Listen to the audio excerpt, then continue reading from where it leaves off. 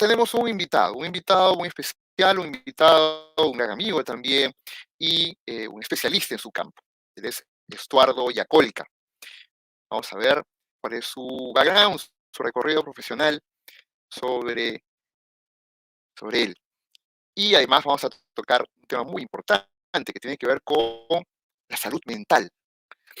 Él es licenciado en psicología por la Universidad Inca Garcilaso de la Vega, es docente universitario también, es director del Centro Peruano de Psicoterapia Integral, fundador y miembro de la Junta Directiva de la Asociación Gestáltica del Perú y organizador del primer Congreso Internacional Gestal en Lima.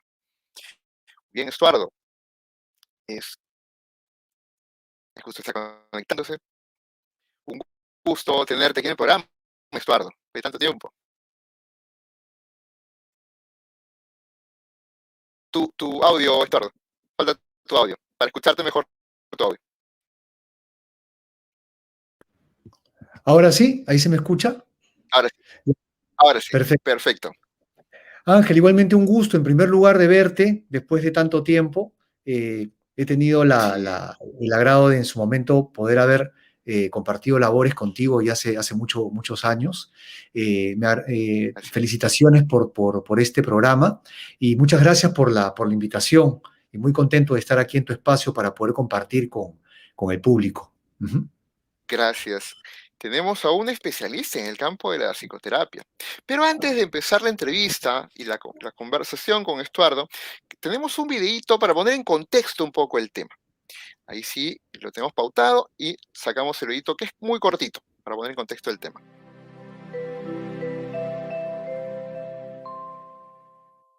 Las exigencias de la vida actual nos empujan más y más a concentrarnos en el trabajo, en el rendimiento, en el éxito y en ganar. Pero el costo ha sido perder contacto con la familia, los seres queridos, los amigos y hasta con nosotros mismos. Gracias a la ciencia sabemos que desde que uno nace, e incluso desde antes, las relaciones afectivas son fundamentales para desarrollarnos.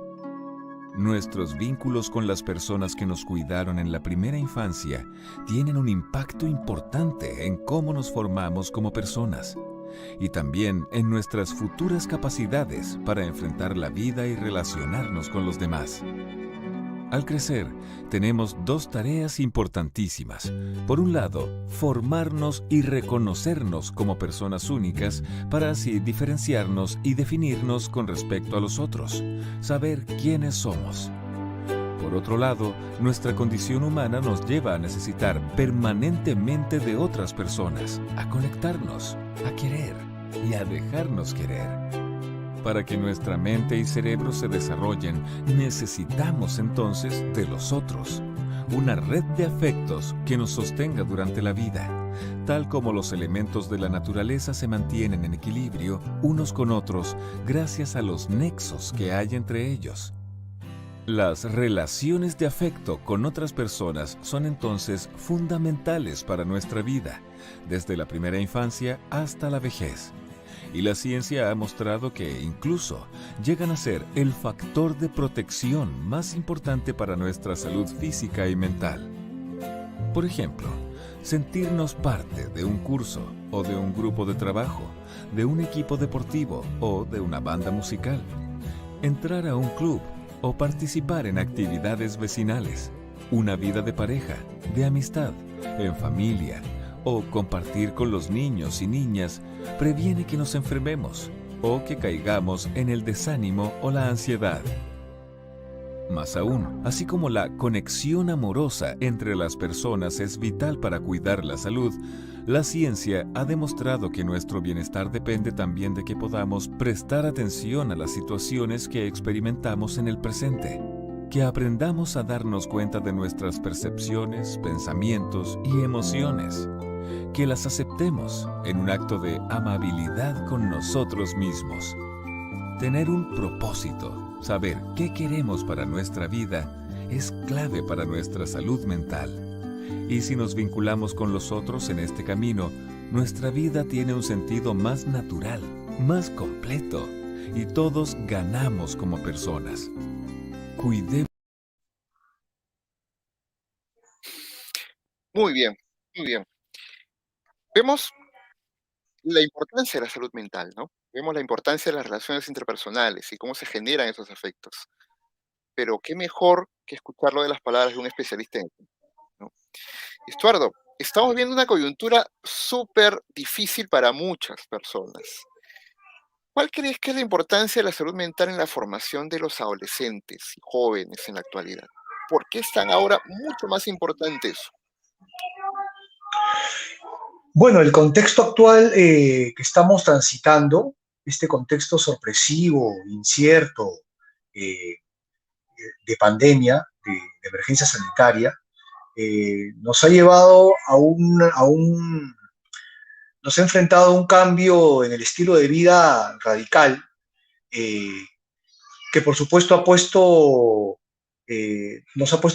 como reto nuestras capacidades para adaptarnos, nuestra capacidad para ser flexibles, por ejemplo, o nuestra capacidad también para poder eh, coordinar, trabajar y convivir con los demás, específicamente bajo el contexto del confinamiento, de la cuarentena, ¿no? En la que nos hemos visto forzados a, a, a tener un contacto casi constante de 24/7 con las personas con las que convivimos y con las que antes no había este contacto tan frecuente porque pues, teníamos actividades fuera de casa, fuera del hogar, que ahora las realizamos dentro de casa y que, repito, nos lleva a estar en un constante encuentro con las personas con las que convivimos. Y esto, por supuesto, se convierte en un desafío para las relaciones. En ese sentido, la población infantil, la población adolescente, es un grupo etario que por la propia etapa evolutiva o psicoevolutiva en la que se encuentra, estas capacidades de adaptación eh, están todavía en desarrollo. Por lo tanto, este desafío les deja una valla más alta a ellos y a ellas, a los jóvenes y a los pequeños. En ese sentido, lo que les va a permitir poder enfrentar esta situación de una manera más óptima va a depender muchísimo de cuál sea el bagaje previo que han venido desarrollando en su aspecto psicoemocional, ¿no? Temas como la autoestima, eh, el sentimiento de pertenencia, que el video anterior lo explicó tan claramente, esto que es muy propio de nosotros como mamíferos, ¿no? Esto de esta necesidad que tenemos de interactuar con los otros como seres gregarios, sociales, pues somos interdependientes. Eh, esta capacidad también para poder comunicarnos, para poder resolver problemas, para poder confrontar discrepancias, eh, son competencias que, digamos, resultan decisivas hoy por hoy frente a la situación que estamos viviendo y por lo tanto, qué tan desarrollado tenga el adolescente esto, respetando por supuesto su etapa, eh, va a determinar de qué manera va a poder enfrentar, con qué calidad va a enfrentar esta situación que se está presentando ahora. Y en ese sentido, aunque suene trillado, pero es cierto, la familia tiene un rol determinante, ¿no? Decisivo respecto a qué tanto ha desarrollado el adolescente, el joven, estas capacidades. Ahora, me he dado cuenta cuando trabajo temas de formación que el adolescente, joven en general, porque trato con muchos jóvenes yo, la pandemia y el encerrarse les ha pasado factura, ¿no? Hay niveles de ansiedad, de estrés, ¿no? Pero también han utilizado las redes sociales como un refugio, ¿no? Y han maximizado el contacto y el vínculo a través de redes sociales. Tú sabes bien que dentro de las redes sociales hay grandes oportunidades, pero también hay otros riesgos, ¿no? En el caso de los jóvenes adultos con los cuales yo trato, probablemente ellos lo tienen más claro, pero en el caso de los adolescentes, Estuardo, ¿cómo podemos ayudar a las familias para que los adolescentes tengan ese cuidado en su salud mental y manejen sus redes sociales de manera pues apropiada, ¿no? ¿Qué opinas ahí? Yo creo que ahí entran a tallar, es un tema delicado porque entran a tallar aquí varios aspectos, ¿no? Eh, por un lado, eh, el adolescente, incluso el puber, eh, en la medida que conecta con esta posibilidad de las redes sociales, que es una puerta inmensa al contacto con personas de diversa índole, eh, en el cual también el nivel de supervisión y de control por parte de los padres o los tutores termina siendo más limitado. Eh, Se convierte en un espacio en el que el adolescente también va a buscar no solo socializar, sino también va a buscar aquello de lo que puede estar careciendo. Ujú. Entonces, especialmente lo que respecta a temas afectivos. Entonces, un adolescente que no se siente escuchado, que no se siente considerado en casa, eh, que es el entorno más próximo que tiene, que es el nido en el que es acogido todavía, eh, en el que no se siente valorado, no se siente querido, no siente que pertenece, eh, seguramente va a encontrar en este océano de las redes sociales eh, algún tipo de señal, algún tipo de oasis en el que pueda de alguna forma satisfacer esta carencia. Entonces, desde ese lugar ya está en una situación de riesgo porque eh, puede terminar confundiendo eh, las actitudes de algunas personas entre lo que es un tema de una amistad o de una relación o de un vínculo en el que hay horizontalidad, en el que haya un mutuo respeto, un mutuo cuidado, respecto a una relación o un vínculo en el que haya un aprovechamiento o haya alguna posición de superioridad, lo cual por supuesto puede conllevar a temas como el abuso, el chantaje o la influencia también, o una influencia que puede ser peligrosa en el adolescente. No digo que todas lo sean, pero una influencia que sea peligrosa para el adolescente, que ponga en riesgo su propia integridad o su propia salud física o mental, tomando en Ujú. cuenta que en esta edad son muy susceptibles de esto, ¿no? Ahora, esa es una dimensión. Y otra dimensión que me he dado cuenta también es que el adolescente, algunos asumen una conducta de riesgo más alta por este asunto de romper con los moldes con los cuales se le han educado. Corrígeme si me equivoco, ¿ah? Con los moldes que se le ha educado y está tratando de reconfigurar su identidad o construir su manera de ser particular. En ese sentido, la pandemia nos ha llevado a una situación en la cual el cuidado es súper importante, ¿no? El cuidado, el tener el distanciamiento social, que la mascarilla. ¿Por qué a veces las conductas de riesgo en jóvenes o adolescentes podría ser más notoria? ¿Se sienten más autosuficientes, más seguros que el virus no los va a llegar? ¿Por qué tanto de esa suerte de arriesgarse tanto? ¿Qué piensas ahí? Más allá del contexto de pandemia y la peligrosidad que trae consigo, el adolescente por naturaleza es transgresor. El adolescente por naturaleza requiere ensayar con esto de romper, de cruzar los límites. Es, es una tendencia natural que tiene el cachorro, el adolescente humano, de probar sus capacidades, de autoafirmarse, de poder sentirse competente y además que implica cuestionar lo que los adultos me dicen que debo o no debo hacer. Entonces, eso es muy propio del adolescente. Entonces, es esperable también que con este peligro actual de la pandemia, que no lo hemos vivido antes, también tengan estas actitudes en las que quieren cruzar los límites, en las que haya esta exacerbación de la autoconfianza, muy mezclado con ingenuidad por la falta de experiencia, como a mí no tendría por qué pasar, a mí no.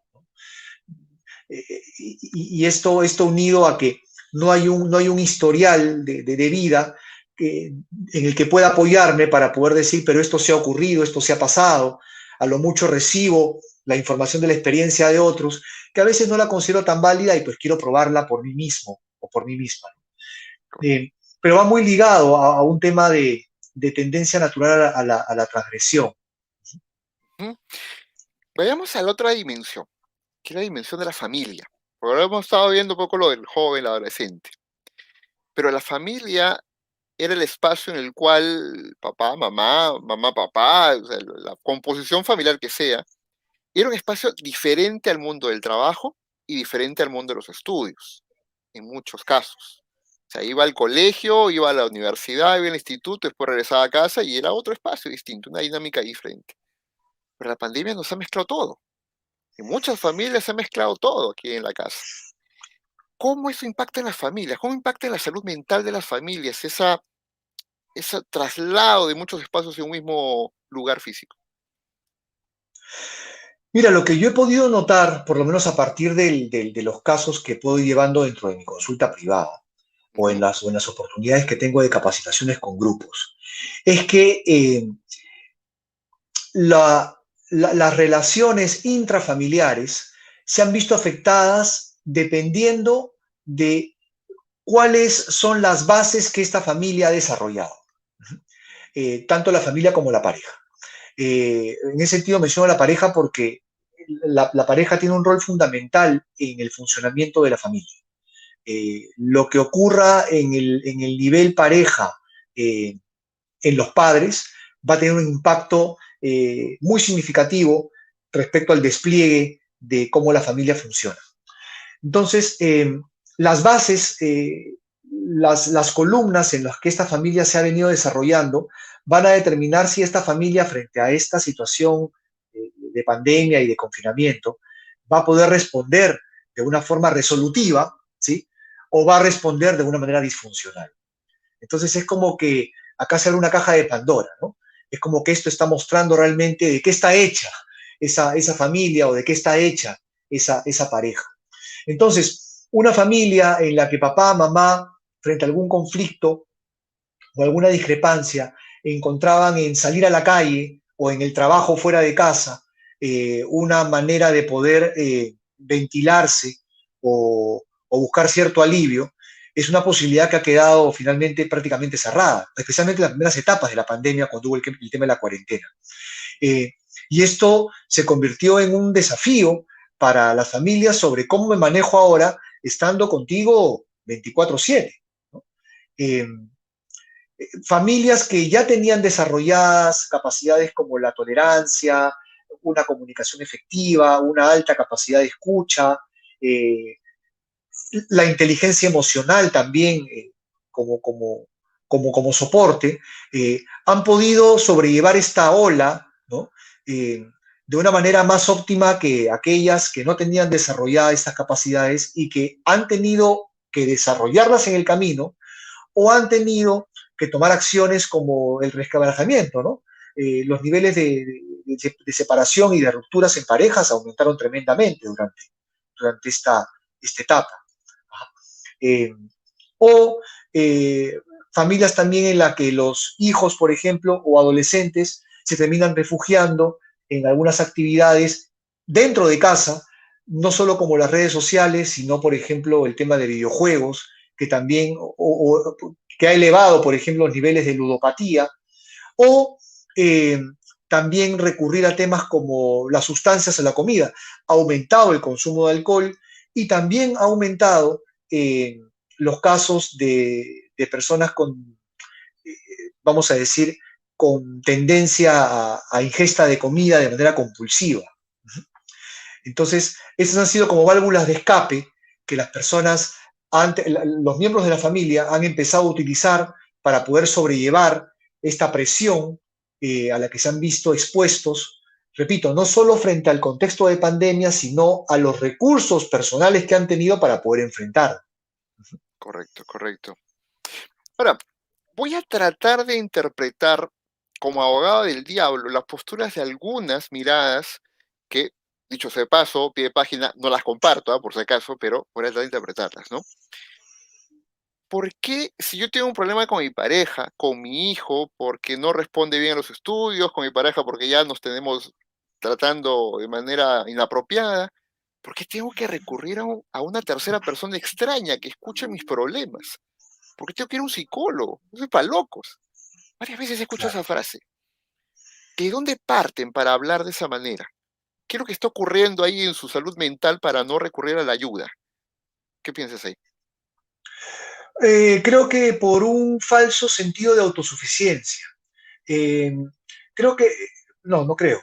Nuestro sistema, nuestra cultura, eh, esta cultura de éxito y de competitividad, más que invitarnos, nos exige constantemente a convertirnos en seres eh, que no, que no doblamos las rodillas, que no nos quebramos, que no nos podemos sentir derrotados o que no tenemos límites. Es muy común el mensaje publicitario que escuchamos masivamente en diversos productos, servicios, etcétera, de eh, no tienes límites, tú lo puedes todo. Ajá. Este mensaje, si bien es cierto, puede resultar muy inspirador, también puede ser altamente dañino porque nos aleja de nuestra condición natural humana, que implica que como organismos, porque finalmente somos organismos, eh, podemos experimentar situaciones ante las que nos sentimos frágiles, vulnerables, confundidos, eh, desesperanzados, abatidos, todo esto en femenino también. Eh, y es como que no nos damos permiso de poder respetar esa condición humana que por naturaleza tenemos, por biología tenemos. Entonces nos exigimos a nosotras mismas, a nosotros mismos, a nunca rendirnos, nunca tomarme un tiempo para poder quebrarme, eh, hasta nos lo prohíben, ¿no? Hasta socialmente nos lo prohíben, o sea, tú no puedes quebrarte en este momento, no puedes sentirte mal, eh, y desde ese lugar creo que empezamos a manejar esta posición en dos direcciones, hacia mí mismo, hacia mí misma, de que yo no puedo sentirme mal y si me siento mal, yo tengo que recomponerme, tengo que eh, hacer algo para sentirme bien y ya, y no hacerle mucho caso a esto. Y en el otro sentido, también le terminamos exigiendo esto al otro, ¿no? Al otro también le exigimos el, ya ponte bien, no te sientas así, no es para tanto, estás dramatizando, esto lo puedes hacer tú mismo. Eh, si es que no lo catalogamos como un capricho, eh, Mm, que es algo muy común. Entonces creo que desde ahí, esto de poder buscar ayuda, esto de poder decir no puedo, porque también está esto de que uno todo lo puede, está esto del querer es poder, ¿no? mm. Querer es poder. Y no, no es tan cierto. Por lo menos en el ámbito organísmico no es tan cierto. El querer no me garantiza el poder. Ajá. A Sí, veces no puedo. sin embargo, esto era para polemizar. Claro, Estás claro. yendo contra un contrasentido del emprendedurismo. El Claro. emprendedurismo, la lógica emprendedora es querer es poder. O sea, emprende, Así es. hazlo, lánzate. Ese es el mensaje que te viene de muchos lugares y eso es lo que le da la base al desarrollo económico de muchos países. ¿Estás en contrasentido a eso? ¿O me equivoco? Totalmente, totalmente. Mm, Porque esto de si quieres, puedes, no contempla, no contempla el punto medio, que es el proceso, y que tiene que ver con que si yo deseo algo, el poder accionar y lograrlo, tiene que ver en primer lugar con las capacidades, con los recursos con los que yo cuento para poder lograr esto. Que simplemente el hecho de decir yo quiero no implica que automáticamente ese deseo se va a cumplir o que el proceso que yo voy a requerir como Estuardo va a ser el mismo proceso que va a requerir Ángel, porque venimos de historias distintas, tenemos también capacidades distintas. Es cierto, todos somos iguales, todos somos hermanos, tenemos la misma igualdad de derechos y eso está muy bien, ¿no? La misma igualdad de oportunidades y eso está muy bien, pero también hay un asunto de variedad, de particularidades, de individualidades, y es importante que cada uno pueda reconocer, ¿no? ¿Qué es lo que yo puedo hacer en este momento? ¿Con qué cuento realmente? ¿No? Y que si no cuento con algo, eso no significa de que yo tenga una dificultad, no significa una tara, no significa una discapacidad. Simplemente que en este momento es importante reconocer que yo no tengo este recurso, no tengo esta competencia. Y que por lo tanto, si la requiero, puedo entonces abocarme al tema de poder conseguirla. Y que conseguirla es un proceso en el cual, un proceso que voy a transitar y que voy a transitarlo a mi ritmo y a mi tiempo. Que Correcto. el, un ritmo y un tiempo que otro lo puede manejar de otra manera. Y Entonces, las esta familias, idea, sí, discúlpame, es esta idea de como si todos fuéramos un solo molde, hace mucho daño porque empezamos con este tema de la comparación con el otro, en la que o siempre terminamos estando por encima de alguien o siempre terminamos estando por debajo de alguien. Y esto es uno de los grandes enemigos de lo que comúnmente conocemos como autoestima.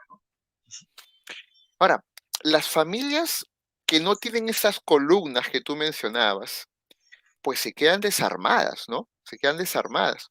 Justo acá Susana Velázquez estaba mencionando sobre, por favor, recomendaciones para cuidar la salud mental desde la casa y con nuestros estudiantes. A ese punto también vamos a llegar, vamos a aprovechar a Estuardo, especialista en el tema. ¿Ok? Pero lo que mencionaba, las familias, de tu experiencia profesional, Estuardo, que no tienen esas bases, esas columnas para poder enfrentar estos conflictos, estos retos, ¿cómo ayudarlas? ¿De dónde construir? ¿No? Si no tienen las bases, dejarlas nomás que se partan, ¿qué piensas? Bueno, claro, cuando dices dejarlas que se partan, eh, suena cruel, ¿no? Sí. Suena cruel en el sentido de eh, Pero que... es una lógica darwiniana, pues. mm, Vive el más fuerte, claro. el más adaptado. Sí, así es. Eh, em, no podemos ayudar a quien no considere que requiere ayuda. Entonces, podemos desde la prevención, desde los mecanismos de prevención, como los mecanismos públicos de prevención, poder brindar información, como la que podemos brindar aquí en este espacio que bien ejecutas, Ángel. Eh, pero un primer paso para cualquier tipo de desarrollo o de mejora en lo personal o en lo grupal o en lo familiar implica primero un reconocimiento de que hay algo que no está funcionando bien y que yo tengo responsabilidad sobre ello. No que tengo culpa, no hablo de culpa, porque la culpa tiene que ver únicamente con ese sentimiento de sentirme mal y de azotarme mental y emocionalmente por lo malo que he hecho, por lo malo que he sido o soy. Cuando hablo de responsabilidad, hablo de darme cuenta, de tomar conciencia eh, que hay algo que no está funcionando bien en mi entorno familiar, por ejemplo, y preguntarme cuál es mi cuota de responsabilidad, qué es lo que tengo que ver yo en esto, de qué manera yo he estado, consciente o inconscientemente, aportando a que este síntoma, a que este problema se siga manteniendo en el tiempo. Entonces, un primer paso es el reconocimiento. Una vez que hay reconocimiento, voy a empezar a preguntarme qué acciones me tocan ejecutar para poder reparar esto. ¿No? Si noto que hay distanciamiento afectivo en mi familia, qué es lo que me toca, por lo menos por mi parte, hacer para poder reforzar el tema afectivo en casa. Eh, si noto que la comunicación está quebrada, que está árida, qué es lo que me corresponde a mí también para poder incentivar la comunicación con los miembros de mi hogar. Eh, pero también me puedo topar aquí justamente con lo que conversamos hace un momento, que lo que yo quiero aplicar no está funcionando. Hasta donde yo tengo la disposición o hasta donde yo puedo hacer, noto que esto no resuelve. Incluso hasta me doy cuenta a veces de que lo que hago empeora la situación. Y es ahí cuando me puedo sentir confundido, desorientado, incluso con desesperanza. Entonces, es ahí justamente cuando está bueno poder reconocer mis límites y aceptar de que recibir orientación de un tercero, de una tercera, que desde fuera pueda mirar también lo que está pasando, Porque una de las ventajas del profesional de la salud mental, como el caso de los psicólogos, los psicoterapeutas, los consejeros, los asesores, etcétera, es que estamos como testigos de lo que le ocurre a la familia, digamos, fuera del apasionamiento, ¿sí? O de la caldera que los miembros de la familia sí están experimentando. Entonces, eso nos da cierta perspectiva para tener una mirada más limpia y, en primer lugar, poder informarle a la familia qué es lo que venimos observando y que la familia lo tiene como punto ciego. A partir de eso, con la familia, ir construyendo nuevas maneras de responder a aquello que les está ocurriendo. Muchas veces, el problema que tiene la familia es justamente la solución que vienen repitiendo en el tiempo. Frente a un problema, no sé, frente al hecho de que mi hijo trae malas notas del colegio, lo que como familia, como padres hemos venido ejecutando ha sido, bueno, cada vez que tiene malas notas, no sé, le quitamos el PlayStation una semana. Y esto lo vienen aplicando durante meses, durante años. Y notan que esto no resuelve. No digo que la herramienta está mal en sí misma, solo digo que la familia que aplica, por ejemplo, esa estrategia y nota que no funciona y la mantiene, termina convirtiendo esa solución en un problema. En un problema. Pero ocurre que, claro, ocurre que los padres no, digamos, no contemplan, no avisoran otra posibilidad. Pero ¿qué más puedo hacer con este muchacho? Tienen que entender, ¿no? Claro. Justo para ahí mencionar justo esa parte. Creo que la definición de locura es querer tener cambios, pero haciendo lo mismo. Entonces hay que estar loco, ¿no? ¿Cómo vas a lograr cambios y repites haciendo lo mismo, ¿no? Entonces, eso desde la perspectiva de alguien, de un tercero, un testigo, pues es más claro, ¿no? Pero dentro del apasionamiento se hace complejo, ¿no?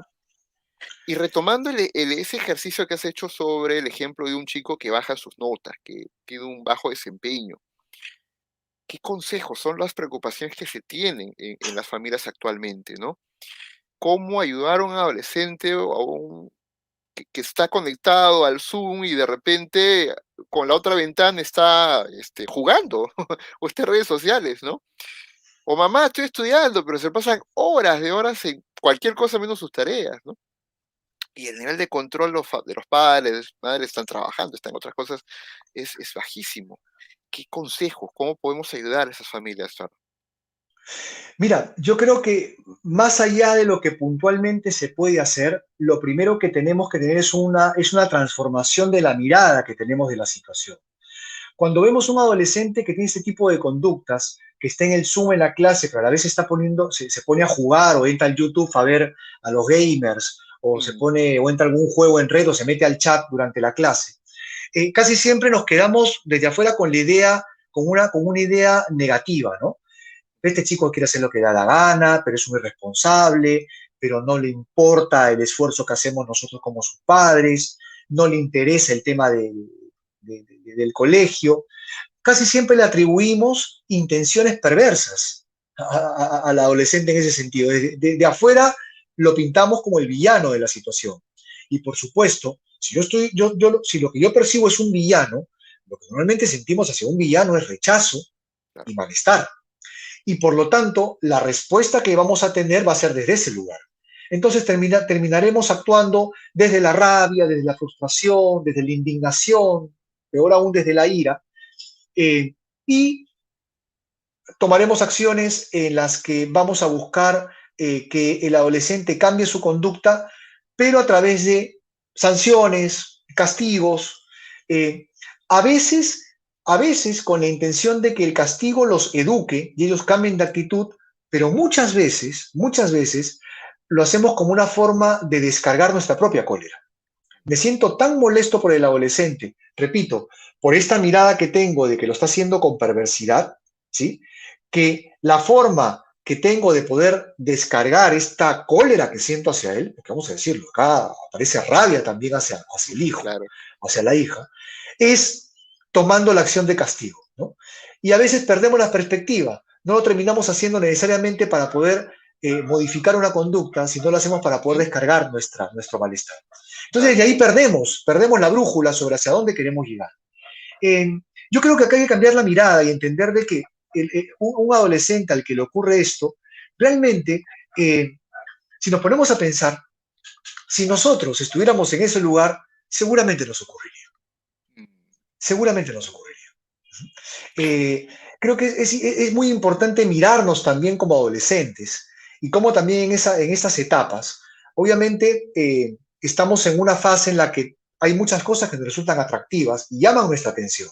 En la actualidad, en nuestros tiempos obviamente no era para nada los videojuegos, pero en la actualidad sí son este tipo de elementos los que captan mi atención. Entonces, creo que esto nos invita más bien a poder acercarnos al adolescente con una actitud mucho más comprensiva, en la que en vez de tomar este lugar, digamos, este lugar en primera instancia de tildarlo como negativo, acercarnos desde una actitud en la cual le digamos, oye, vemos que te está pasando esto, hablemos, ¿qué te está ocurriendo? Quiero ayudarte, quiero ver si hay algo que me toque hacer a mí también para poder ayudarte, si hay algo que te está faltando o algo que estás necesitando. Poder también tomarnos un espacio para poder escuchar también lo que el adolescente nos dice. Esto es algo que yo noto que ocurre muchísimo. Cuando trabajo con familias que tienen dificultades con adolescentes, el primer síntoma que descubro es que hay una pobre escucha al adolescente. Hay enfrentamiento con el adolescente responde también a su manera, de la impulsividad propia también de su edad, pero hay poca escucha, hay poca atención para escuchar seriamente lo que el adolescente me quiere decir, ¿no? Entonces cuando el adolescente dice algo así, solo para hacer esta pauta, Ángel, cuando el adolescente responde a papá, pero papá, lo que pasa es que me gustan los videojuegos, es que estoy en clase y yo tengo el videojuego y me provoca entrar y jugarlo, y está siendo sincero, cuando la respuesta que damos es, pero ¿cómo es posible que tú pienses así? O sea, de verdad, qué inmaduro eres. Cuando damos una respuesta de ese tipo, no estamos mostrando apertura a la información que el adolescente auténticamente me está compartiendo, y lo que el adolescente va a hacer a partir de ese momento es decir, no, yo no puedo hablar de esto con él o con ella. Entonces, en una próxima conversación, cuando se le dice, oye, ¿pero qué te pasa? Nada. No, nada. Sí, bueno, no quiero. Y eso, entonces, sí. Eso afecta y rompe el diálogo, ¿no? Yendo a algunas conclusiones, estoy reflexionando sobre todo lo que estás mencionando, ¿no? Y si yo traslado esos consejos, esas recomendaciones al binomio de docente-alumno, el docente que está al otro lado del Zoom, ¿no? El alumno que está a este lado, ¿no? El docente que solamente ve rostros que aparentemente está prestando atención, pero apagan la cámara y están jugando, ¿no? Claro. ¿Crees realmente que nuestro sistema, tu opinión en general, nuestros docentes en general, entienden esta lógica que tú estás planteando, eso de moverse a una perspectiva diferente y tratar de, en vez de condenar al perverso adolescente que no quiere prestar atención, y tratar de acercarme y comunicar? ¿Crees que los docentes en general tenemos esa perspectiva de apertura? ¿Cuál es tu impresión ahí? Yo creo que la fórmula convencional de educación que aún se maneja en el sistema educativo, esa fórmula creo que tiene varias víctimas. No solo el alumno, y no solamente los padres, los docentes también terminamos, y me incluyo porque no soy docente de profesión, pero he tenido la oportunidad y la tengo en ocasiones de tomar de alguna forma ese rol.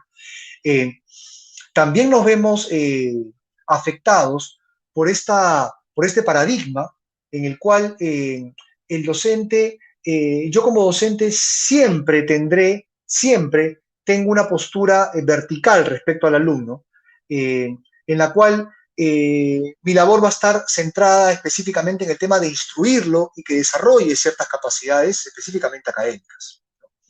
Y eso está muy bien, porque esa es la labor finalmente de una plataforma educativa. Pero el tema está en que estos alumnos no son, digamos, unas vasijas inertes que solamente reciben la información de forma pasiva. Son, repito, seres, organismos que vienen con una serie de especificaciones y de particularidades que inevitablemente tendremos también que tomar en cuenta en los procesos de enseñanza-aprendizaje. Entonces, Lamentablemente, la logística educativa del diseño del sistema no permite al docente tener la oportunidad de además de dictar la parte de instrucción, también poder tener un encuentro, ¿sí?, más personal, más cercano con el alumno, en el que pueda saber también cuáles son sus requerimientos, cuál es su sentir también frente al encuentro de las clases, al encuentro educativo, a las sesiones. No hay esa posibilidad porque preguntarle a un alumno o escuchar la respuesta de un alumno que diga, profe o profesora, la verdad, si usted me pregunta, yo en la clase me siento algo aburrido, o no entiendo muy bien esto, o yo la verdad me canso, eh, para el docente, esto puede ser muy amenazante, porque llevamos la idea de que nosotros tenemos que estar como en un lugar de pedestal en lo cual somos como que intocables, y que un alumno me diga que no se siente cómodo en la clase o que se aburre, es un golpe al ego terrible. Se creía este muchachito, ¿no? O sea, claro, implicaría, estoy siendo descalificado, ¿no? Mi labor no está siendo valorada, yo lo estoy haciendo mal, yo estoy mal. Entonces, ahí viene un trabajo también que como docentes, hay un trabajo personal que como docentes también requerimos, para tener este soporte de autoestima, que nos permita aperturarnos al sentir del alumno, incluso su discrepancia o incluso su desacuerdo, sin que eso ponga en tela de juicio mi valía personal, ni como ser, ni como profesor o como profesora. Entonces, eso es algo que lamentablemente no, es algo en lo que no se trabaja en profundidad con el docente, y que por lo tanto lo deja desarmado también frente a ese flanco. Perfecto, soy un trome en el tema de la aritmética y la puedo explicar muy bien, pero respecto al tema de cómo hablar de persona a persona con mi alumno, con mi cliente, dicho en otras palabras también, es un terreno que me resulta altamente amenazante, porque yo podría quedar totalmente expuesto aquí si es que abro una pregunta de ¿y cómo se siente? Mm, Es una pregunta que puede ser altamente peligrosa, pero a la vez es una pregunta que podría permitirme redefinir todo este espacio educativo y hacerlo más cálido, más humano, de un encuentro más profundo. Uh-huh. Bueno, ha sido Bueno, Estuardo Yacolca. mm, Gracias, Estuardo. Realmente ha sido muy, muy grato el escucharte. Has cerrado así con... Ya no quería interrumpirte ya, voy a cerrar con la cerecita del pastel, ¿no? mm, Al decir, hay varias víctimas en el proceso educativo. En el sistema educativo hay varias víctimas, ¿no? No hay una sola. Y ese sistema le pasa factura a todos, ¿no? así es. Implica el saber valorar... A ver, si coincides conmigo en esta conclusión, creo que me queda un minuto. Realmente la salud mental debería ser planteada no solo al estudiante, sino a todos los involucrados en el sistema educativo, al profesor, a las familias, al estudiante. ¿Coincides con ello? Totalmente, todos lo necesitamos, Ángel. Todos necesitamos eso. Nadie tiene por qué quedar abandonado respecto a ese aspecto. Todos lo requerimos para que esto funcione de una forma saludable y de una manera óptima. Correcto, Estuardo. Muchas gracias, ¿ah? Muchas gracias por la oportunidad de tenerte aquí. Yo soy Estuardo Yacolca, así que por ahí creo que ha estado saliendo tu número de celular, si por ahí lo puede pasar Isabel, para cualquier consulta. Esto va a estar grabado, así que vamos a estar pasando toda la semana. Él es director del Centro Peruano de Psicoterapia Integral y ahí está el número a continuación para que puedan cualquier consulta tenerla con él. Muchas gracias, Estuardo. Ya nos vemos en una A ti, próxima Ángel, oportunidad. muchas gracias también a ti y a todos los que nos han escuchado y visto el día de hoy. Muchas gracias.